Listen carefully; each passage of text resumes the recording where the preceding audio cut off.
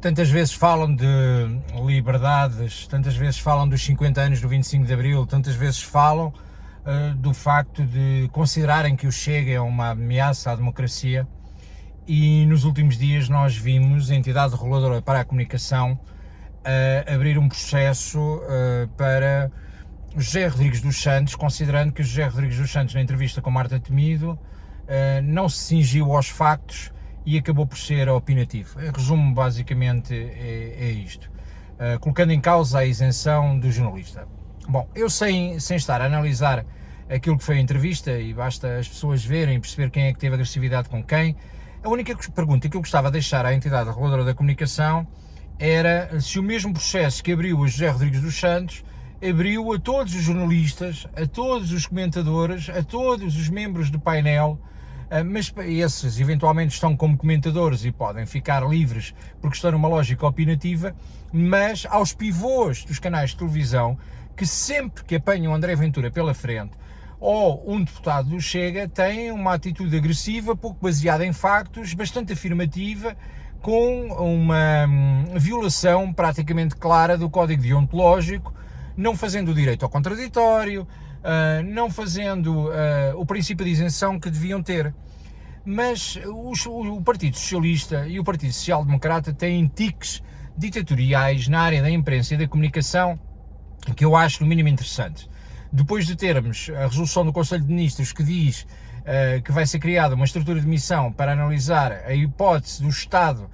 financiar também os órgãos de comunicação social, e já me pronunciei acerca disso porque acho que a partir do momento em que isso seja feito, basicamente o que estamos a fazer é criar órgãos de propaganda e não órgãos de comunicação social isento. Mas para além de José Rodrigues dos Santos, se nós puxarmos a memória um bocadinho atrás, eu até tirei aqui algumas notas para não me esquecer, poderíamos ir buscar Manuela Moura Guedes, que assumiu claramente que tinha sido pressionada pelo Largo do Rato para tomar determinadas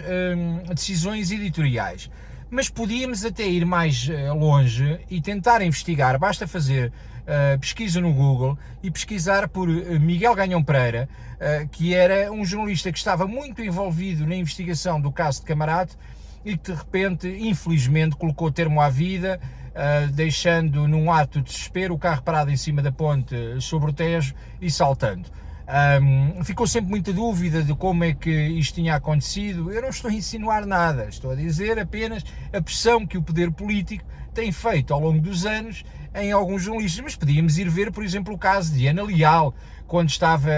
na TVI, ou Alexandra Borges, quando estava na TVI, e de alguma pressão editorial que foi feita na altura e da forma como, inclusive, existiram atritos entre Ana Leal e Alexandra Borges e Sérgio Figueiredo, que era o responsável da informação da TVI, e ao mesmo tempo foi aquele que esteve para ser contratado, não sei se recordam, por Fernando Medina para ir a resolver os problemas da comunicação da Câmara Municipal de Lisboa. Este comportamento da falta de liberdade de expressão ou de limitação à liberdade de expressão não é nova. Temos cada vez mais situações a nível global. Temos o Assange, que está limitado a sua liberdade há muitos anos em consequência da falta de liberdade de expressão, mas tivemos nos últimos dias também Pavel Durov, o fundador do Telegram, a ser acusado e a tentarem limitar uma empresa privada da gestão de documentação ou de gestão de informação, acusando-o de ele estar envolvido em todos os crimes que se passam no Telegram, e como ele manteve sempre o posicionamento da isenção e da liberdade, acaba por ser perseguido. Não sabemos exatamente os factos, mas aparentemente é isto que acontece, não muito diferente daquilo que têm tentado fazer com Elon Musk, nomeadamente nos países de ditadura socialista, como é o caso da Venezuela, como é o caso do Brasil, e que tentam basicamente tentar restringir a nossa liberdade. Mas poderíamos ir mais longe para perceber quando a esquerda tenta tomar os órgãos de comunicação social e a comunicação e a propaganda, para entendermos que agora Zuckerberg veio, o fundador do Facebook, veio claramente assumir que foi pressionado pela administração Biden para não publicar certas notícias e para retirar certas notícias que não eram favoráveis à esquerda norte-americana.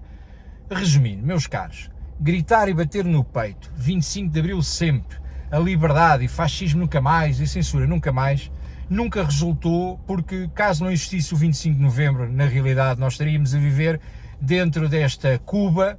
e Cuba aqui não me refiro à liberdade de expressão de um país como Cuba, que também é nula, para a perseguição que é feita para os jornalistas, da consequência que é feita aos jornalistas, etc., sempre que emitem a sua opinião, mas colocarem-nos neste círculo fechado, onde tentam constantemente manipular a informação,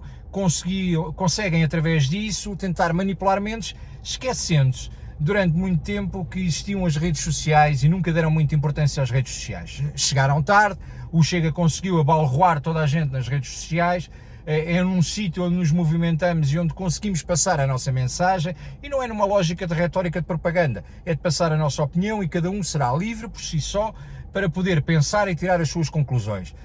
O que me preocupa nestes processos todos são a tentativa de continuarem a gerir